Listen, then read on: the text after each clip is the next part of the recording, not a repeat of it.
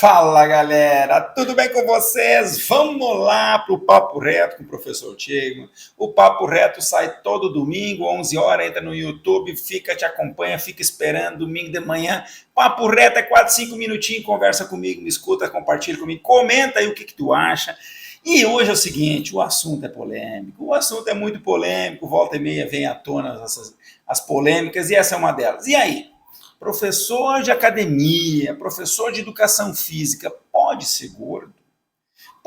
Pode? E aí, o que tu acha sobre isso? Então, vou falar o que eu acho, quais são a minha opinião sobre alguns pontos que eu acho que é importante. Veja bem, eu, enquanto professor de educação física, eu sempre fui um sujeito que oscilei entre ter um pouquinho mais de peso, de gordura, um pouquinho mais de massa muscular, dependendo da fase da vida, da época de treinamento. Nunca foi um maromba clássico. Mas a pergunta é a seguinte, né? Isso influencia ou não na tua capacidade de ser professor? E eu não estou falando só na capacidade cognitiva, porque veja bem, gordura não tem nada a ver com capacidade cognitiva. A gente pode estudar o que quiser, se a gente compreende o conteúdo, se a gente entende ele, se a gente transforma ele, a gente não depende de composição corporal. Então isso aí, para começar, está fora de cogitação.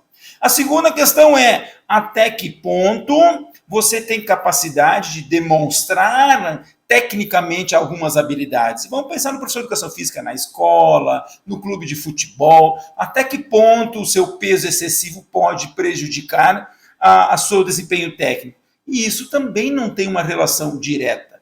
Obviamente que pessoas com muito excesso de peso vão ter mais dificuldade, mas mesmo assim podem ser muito habilidosas na prática de algumas atividades que elas desempenham. Um profissional pode estar acima do peso e realizar sua sessão de musculação com tranquilidade, com todos os movimentos tecnicamente perfeitamente corretos. E aí? E aí nós entramos no terceiro item, que é o item onde pega de verdade, que é o aspecto estético. É a questão do que se vê. E aí, né, minha gente? Aí é o seguinte, né?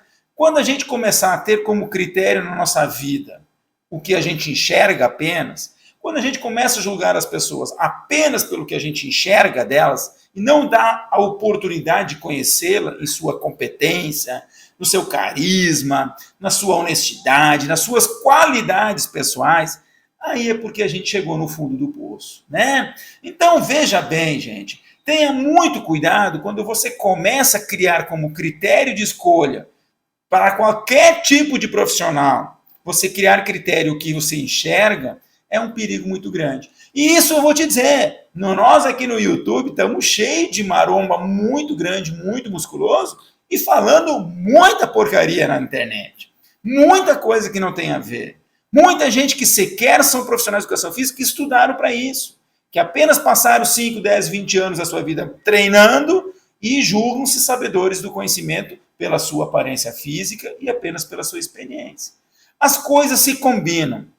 É difícil a gente dizer que só uma coisa é importante. Claro que uma aparência menos obesa pode criar uma boa impressão? Pode, mas não é fator decisivo. Porque, veja bem, né? Se isso for verdadeiro, a gente não vai poder ter nenhum ginecologista que é homem, né? Porque qual é a experiência que ele tem, né? Como é que a gente vai fazer? Ortopedista que nunca se machucou não pode trabalhar, né? Então, olha só, né? É muito relativo isso, tem que tomar muito cuidado. Eu acho que o bom senso, a ética, os princípios morais devem prevalecer acima de tudo.